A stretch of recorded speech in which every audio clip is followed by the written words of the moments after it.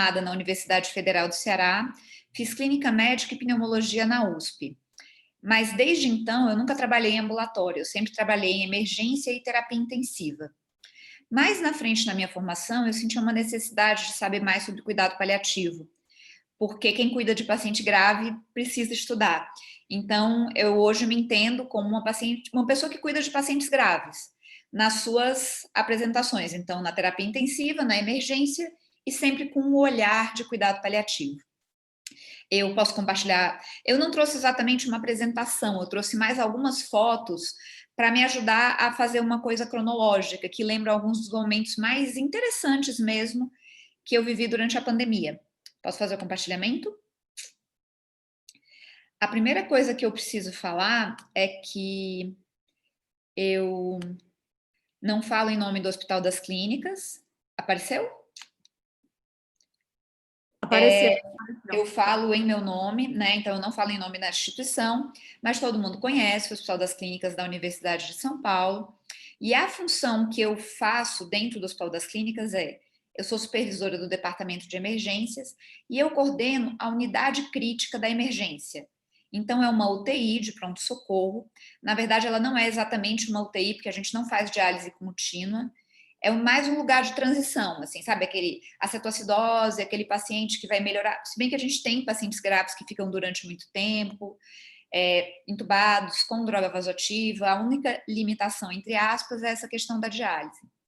E eu coordeno essa unidade, que quem passa é residente de primeiro ano da clínica. Então, é uma unidade mista, clínico-cirúrgica, 12 leitos clínicos, dos quais eu cuido com alguns colegas, tem alguns diaristas, e os 5 leitos cirúrgicos. Isso na vida que a gente conheceu no mundo normal, pré-pandemia. A história da pandemia, para mim, começou em março, com um evento que foi a morte da minha avó. Minha avó morreu com 103 anos, lá em Fortaleza.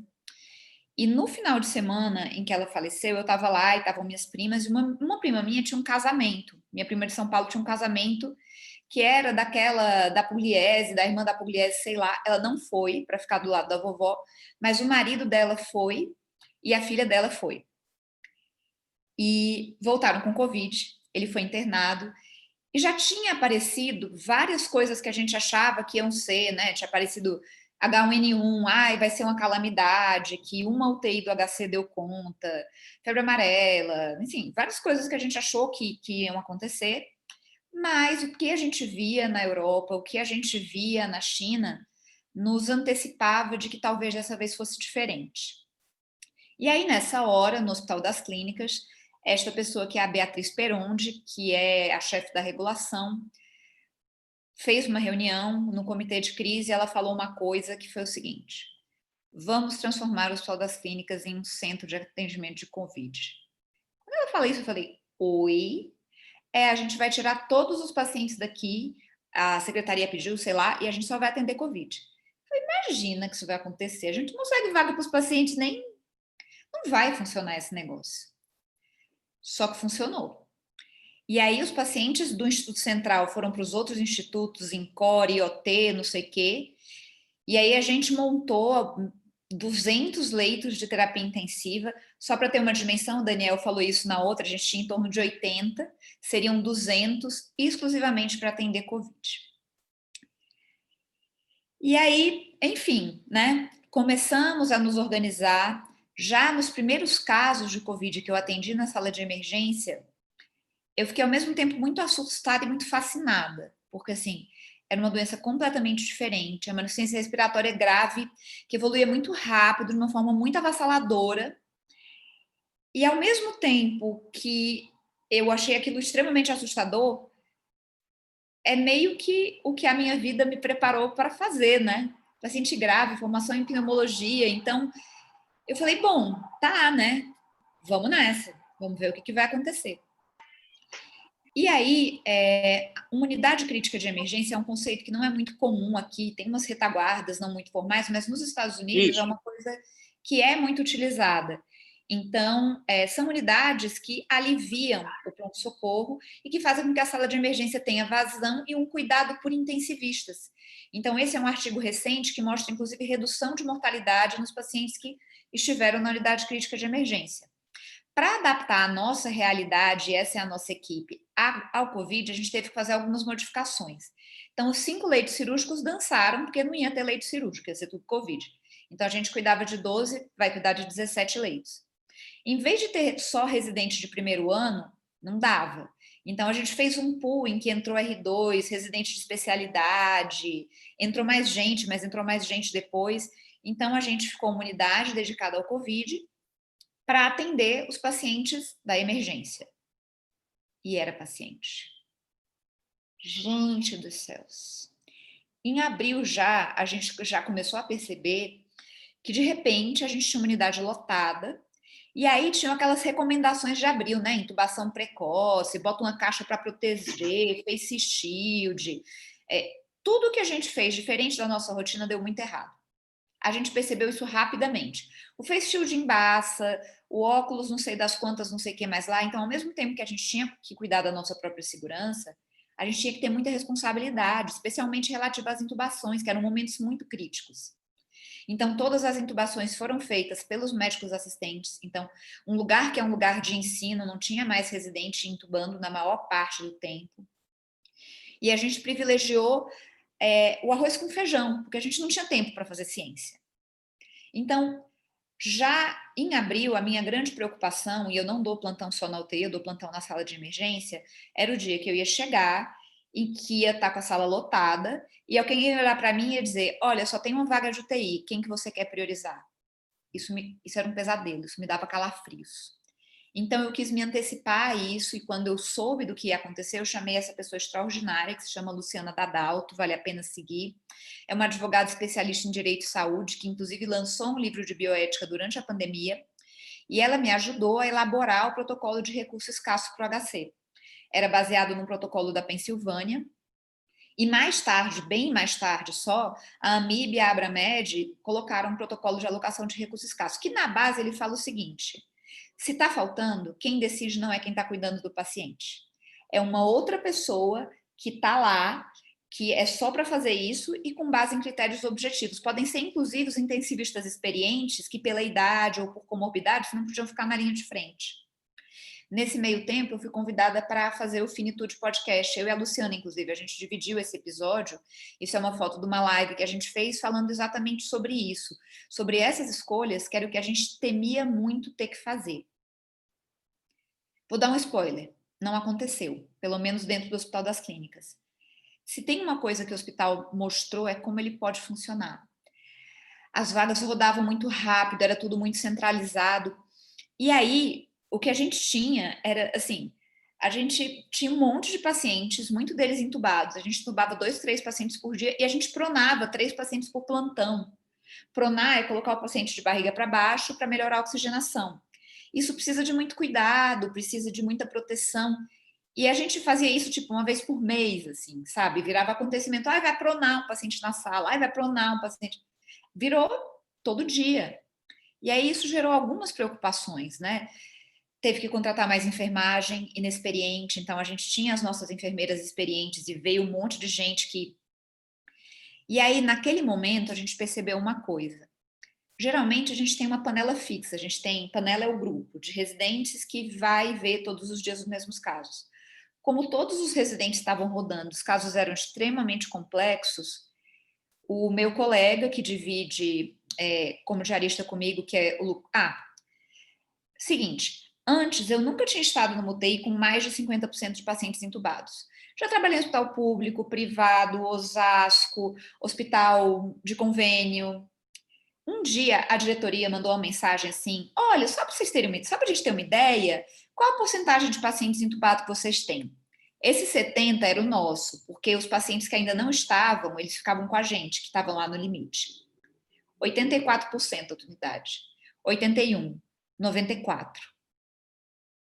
Isso não existe, gente, eu juro para vocês. Nos meus 20 anos de medicina, eu nunca imaginei que eu ia ver nada parecido.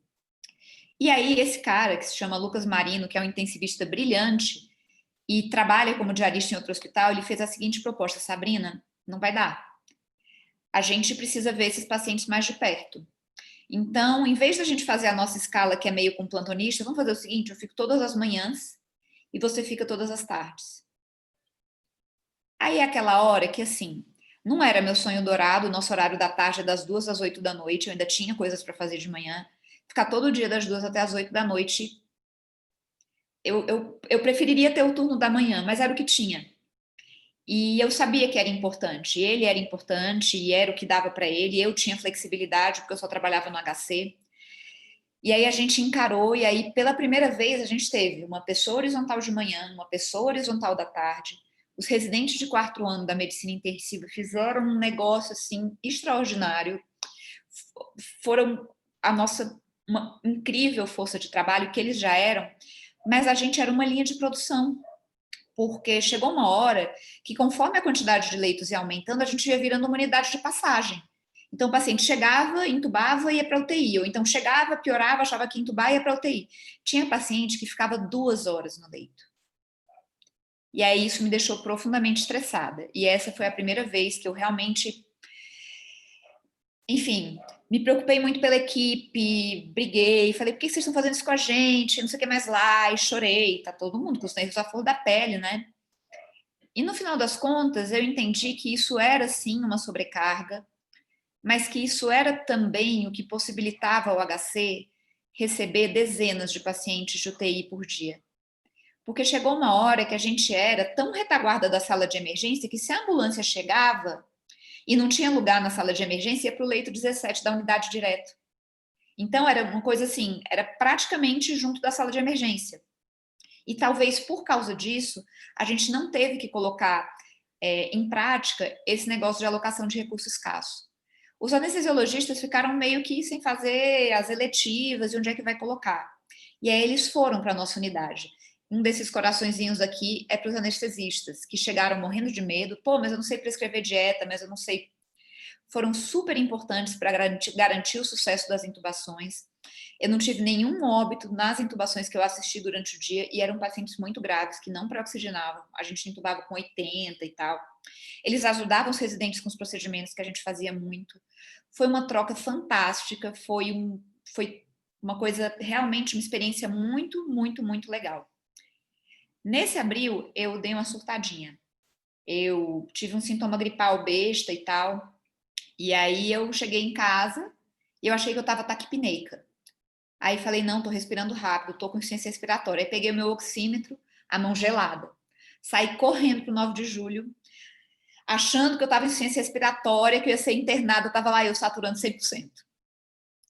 Neste momento, eu percebi que tinha algumas outras coisas me sufocando que não era o Covid. Então, eu saí do comitê de crise da Academia Nacional de Cuidado Paliativo, que eu estava participando até esse momento. Eu interrompi as coisas que eu podia interromper e eu realmente foquei em trabalhar e dormir, trabalhar e dormir, trabalhar e dormir. Até quando eu ia dormir, assim, eu lia algo absolutamente nada a ver com medicina. Eu tinha um livro de cabeceira que é Americana, que é um livro super legal e super gostoso, levinho, e eu lia um pouco antes de dormir para dar aquela acalmada. O celular ficava fora e vida que segue. E aí a vida seguiu, e aí a gente chegou em maio. Esse rapaz aqui bonito, ele é o meu sobrinho. Ele faz aniversário dia 2 de maio. E eu ia passar o aniversário em Fortaleza. E eu podia ter ido, na real, porque eu não estava de plantão, enfim. Mas eu tive uma sensação de que algo ia dar errado. As pessoas estavam se afastando muito. Então, assim, um dia você tinha uma equipe completa, no outro dia 2 pessoas afastavam ao mesmo tempo.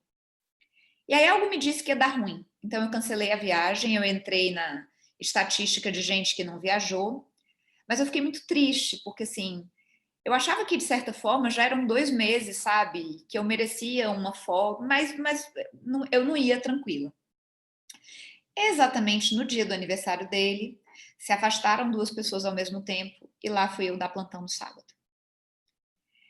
E uma das coisas mais dolorosas da pandemia era ver profissional de saúde doente. Era ver uma enfermeira que podia ser sua enfermeira, um técnico que podia ser o seu técnico. As outras pessoas doíam também, sabe? Você viu o funcionário de frigorífico que chegava lá e pedia para não morrer. Doutora, não me deixa morrer, eu tenho 3 filhos, eu só estava saindo para o trabalho. Frigorífico, tudo fechado. Se não tinha ele, a gente não comia. E isso. E nesse final de semana específico, tinha uma enfermeira internada que estava preocupando muito a gente, assim. Ventilação não invasiva com catéter de alto fluxo à beira da intubação. E no dia 2 de maio, eu cheguei lá e ela estava melhor. E eu olhei para ela, eu falei, você melhorou. Ela falou, eu melhorei. E aí eu falei para ela, eu falei, nossa, eu não queria estar aqui, eu queria estar em outro lugar. Mas você melhorar dá sentido a eu estar aqui hoje, sabe? E aí eu chorei, ela chorou e ficou aquela coisa e tal. E é isso, sabe? Meu sobrinho vai ter muitos aniversários, eu tenho certeza disso, eu espero, sei lá, enfim. Mas naquela hora era aquilo. Era aquilo e a melhora dela era a coisa mais importante do mundo, naquele momento. Uma coisa que foi terrível na pandemia foi dar notícia de óbito e de grave por telefone. A gente já estava usando os nossos celulares quando o Hospital das Clínicas começou a fornecer celulares. E aí, o melhor foi quando colocaram esses tablets que os pacientes conseguiam falar com a família. Assim, a gente viu cenas muito bonitas, cenas muito emocionantes, aquela coisa, né? Do me perdoa, eu te amo, fica bem. E é muito engraçado porque a gente entende, o Brasil é um país católico não praticante, né? Mas quando o bicho pega, Deus aparece em todas essas conversas, assim. Essa aqui era uma paciente que estava muito preocupada, que tinha um neto que ela cuidava, que era um neto deficiente. Então, para ela poder ver todo dia, ele vê, vó e tal, esse paciente estava com a esposa grávida. Então, ele acompanhou a gestação pelo. E assim, a gente torcia muito pelos pacientes, sabe? Era uma coisa. Teve uma tarde, que foi uma tarde em especial, que a gente entubou 3 pacientes. E um deles, que foi o terceiro, que viu o que aconteceu com os outros 2, falou: doutor, eu vou morrer, pelo amor de Deus. Eu sei que eu vou morrer. Aí, eu sei que a gente não pode falar para os pacientes que eles não vão morrer, vocês são psiquiatras, vocês sabem que isso é errado. Mas na hora me deu um negócio que eu falei: olha, o que você mais gosta na vida? Ah, eu gosto de música. Que música que você gosta? Ah, eu gosto de Louis Armstrong. Mas eu falei: ó, seguinte, essa doença, ela é grave, tem gente que morre, mas é uma doença viral e ela passa. Então, a intubação é para segurar o seu pulmão enquanto passa. Eu lhe prometo que no dia que você for de alta, eu vou, onde você estiver na enfermaria, você não vai estar aqui, e eu vou botar uma música do Louis Armstrong para você, vou fazer uma playlist para você. Aí ele olhou para mim, fez aquela cara, mas, enfim, topou e foi entubado e foi para UTI. Eu nunca mais tive notícia dele, eu guardei o registro, eu checava de vez em quando. Eu fui convidada para falar na Globo News. E aí a Aline Midlege, que é uma maravilhosa, ela entrou em contato comigo de uma forma muito delicada, falou: olha, grava umas coisas aí da sua vida. Aí eu gravei, né? Gravei uns pedaços, gravei a equipe. E aí aconteceu que nessa semana que antecedia a gravação da Globo News, eu chequei o registro desse paciente, ele estava indo de alta. E aí eu fui lá, celularzinho na mão, minha playlist. Aí eu cheguei lá, oi, o senhor lembra de mim? Ele olhou para mim com a cara desse tamanho. Fazia 2 meses, 60 dias ele. Lembra que eu falei que eu ia tocar uma música pro senhor? Aí ele olhou, doutora, eu não acredito. Aí eu botei a música. Porque a gente se alimenta disso também, sabe? Isso não é pro paciente, é pra gente, dá sentido pra gente. Dá aquela sensação de que tudo aquilo tem um propósito, sabe? Meio Viktor Frankl mesmo. A gente aguenta tudo se fizer sentido pra gente. E o que ele me falou me marcou muito, não apareceu na reportagem porque eles cortaram e tal, mas eu vou falar para vocês. O que foi mais difícil, vamos chamar ele de Davi? Aí ele, doutora, foi ficar longe da minha família. Olha, ficar todo esse tempo sozinho no hospital, eu percebi uma coisa. Tudo que eu quero agora é ir para minha casa. Eu só quero ir para minha casa. Eu quero dar um abraço na minha mulher. Eu quero dar um abraço na minha filha. Doutora, eu já tinha tudo que eu precisava. Eu já tinha tudo. E agora eu sei disso. Foi. Eu estava com um pouco de medo dessa reportagem, né? Enfim, até do povo brigar comigo, de eu falar alguma bobagem, mas foi uma coisa muito gostosa, muito sensível. E aí depois, e aí uma das coisas que eu falei na reportagem foi o que o Daniel falou, né? Que os pacientes que as famílias têm a impressão de que morrem sozinhos, eles não morrem sozinhos. A gente está junto deles. Sempre tem alguém junto deles. Sempre tem alguém que se importa com eles junto deles. E eu recebi uma ligação de uma amiga chorando, falou: Sabrina, minha avó morreu na UTI, e minha agonia era porque ela tinha morrido sozinha. E você me falou que ela não morreu sozinha. Isso é muito importante para mim. Nesse meio tempo, o tempo foi rolando, né? Ia passando. E aí, uma coisa estranha é que parecia que a gente estava num mundo e tinha um monte de gente que estava no outro. Então eu saí do grupo da família, porque minha família é cheia de negacionista. Eu falei: olha, meu povo, eu não consigo vocês falando dessas teorias da conspiração enquanto eu tô vendo todo dia. Mas é tão bizarro que não é minha família que é de leigo. Uma vez eu estava no próprio hospital, aí eu fui no banheiro e eu encontrei uma enfermeira do hospital. Aí ela: nossa, a doutora tá com cara de cansada. Eu falei: você sabe como tá lá, né? Tá corrido. Mas não é isso tudo não. Eu: oi? Você não sabe, estão falando que em Roraima estão pagando para os médicos botar Covid no atestado. Eu falei: não, para tudo, peraí. Eu trabalho aqui há 20 anos, você trabalha há 40. Quando que você viu esse hospital ser esvaziado para só ter paciente com uma doença e esse totem que está aqui no corredor falando 200 leitos, 90% de ocupação, que depois viraram 392, 95% de ocupação? Não, doutora, aqui eu sei, mas dizem que lá. Eu digo: filha, você não acredita no que você está vendo, você acredita no que estão te contando, não é possível. Não me conformo. Assim, eu fiquei brava com ela, né? E aí, tudo isso para dizer por que eu estava em junho nessa manifestação, que foi com distanciamento e tudo, lá.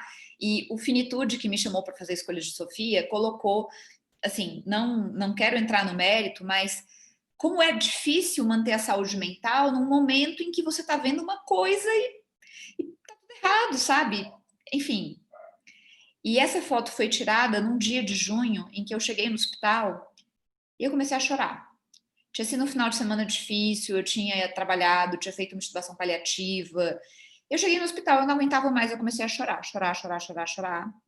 Um negócio estranho. Aí me perguntaram: sabe se você não tá com Covid? Eu digo: gente, eu não tô, eu tô deprimida, eu tô em burnout, tem alguma coisa acontecendo. Mas não, porque eu não tenho febre, eu não tenho gripe, eu sei lá, não tenho anosmia, não tenho coriza, não tenho dor de garganta. Não, mas vai lá, vai no CA, que vai ver, teste. Eu falei: esse povo tá louco. Aí eu entrei para estatística. A depressão era coronavírus. Uma fadiga, um negócio, uma vontade de dormir que eu nunca vi.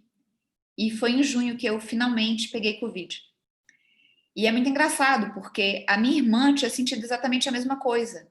Ela ficou muito mal, muito fadigada, muito apática, muito triste. Ela chegou a começar a tomar antidepressivo antes de ter o diagnóstico. Ela teve anosmia, eu não tive. E essa foto foi tirada nesse dia que eu estava toda desmilinguida, tanto que eu até tirei outra foto para o crachá humanizado, porque... Então essa é a foto do dia que eu descobri que eu estava... Enfim, que eu me afastei por Covid. E aí eu me afastei, e quando eu voltei... No Brasil, as coisas estavam acelerando, mas o Brasil é muito grande. Em São Paulo, as coisas já estavam meio que se acalmando. E especialmente São Paulo capital, nesse momento os pedidos que a gente tinha eram mais do interior, na verdade, do que da própria capital. E aí, em agosto, a gente começou a programar a volta, né? A volta do não-Covid, a volta dos pacientes que estavam no IoT, no INCOR, essas instituições estavam super pressionadas e a gente estava se dividindo entre lá e aqui. E aí foi o momento em que encerrou a nossa missão Covid. E se você for me perguntar o que foi que eu aprendi, primeiro é que, assim, nem sempre mais é melhor. Intubação precoce só deu coisa ruim. Os pacientes que intubavam precoce vinham, a gente tirava o bloqueador, nananã. Arroz com feijão é a melhor coisa. porque é o que a gente aprende melhor, o que a gente faz com mais eficácia. As coisas que a gente testou já estão saindo os trabalhos negativos, N-acetilcisteína, tocilizumab, hidroxicloroquina. O que funcionou? Dexametasona, ventilação protetora, cuidado, paciência. Sair da rotina não funcionou. Quando eu penso na gravidade dos pacientes que a gente atendeu, eu falo, meu Deus do céu. Você viu o residente de cirurgia que deu notícia de óbito de uma forma extremamente sensível. Você viu o residente de oftalmologia que se voluntariou para atender no PS, que funcionou super bem, super bom de seguir algoritmo.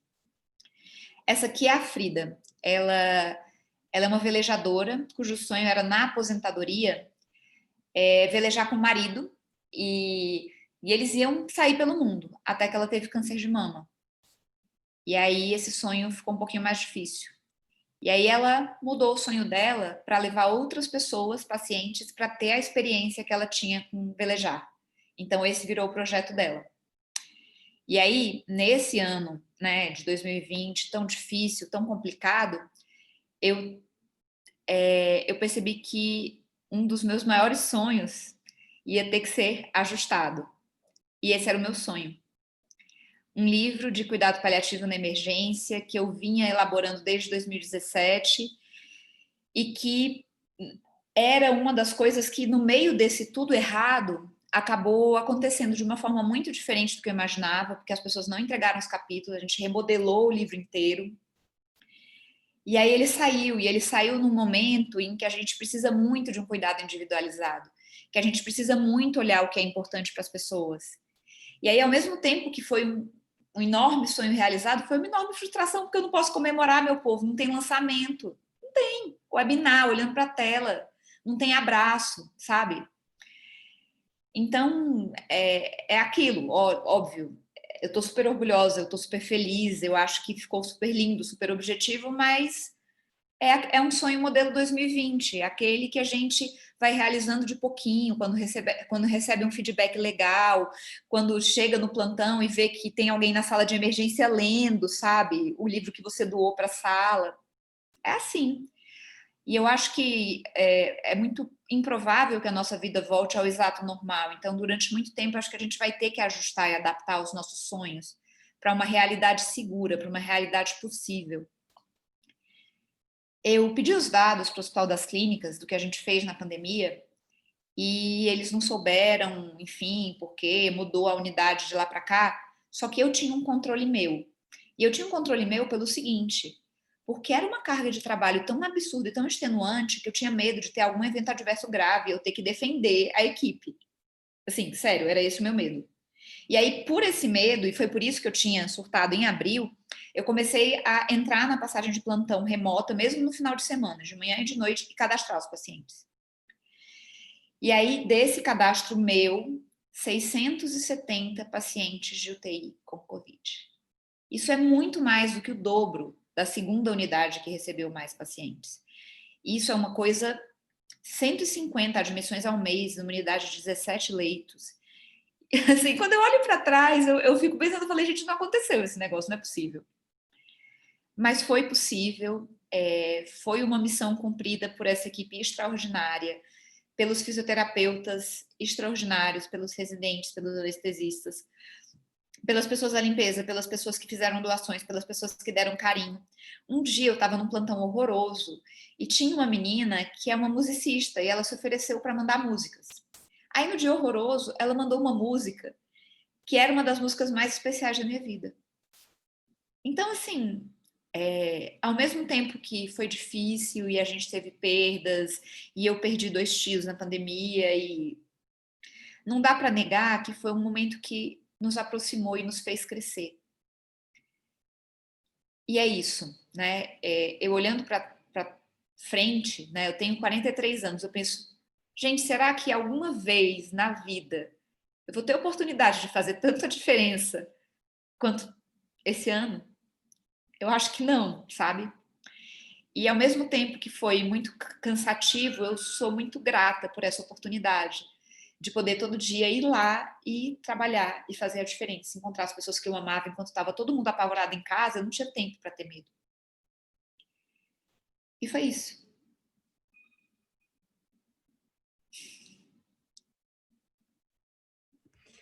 Muito obrigada, Sabrina. Que emoção. Muito obrigada. Eu vou abrir agora para quem quiser fazer algum comentário, perguntar alguma coisa. É só ligar o microfone, se apresentar e falar. Boa noite, Cíntia de São Paulo. A última coisa, doutora Sabrina, que você falou, que você não sabe se você vai ter oportunidade de fazer tanta diferença outra vez na vida. Eu tenho observado que nós sempre fizemos muita diferença.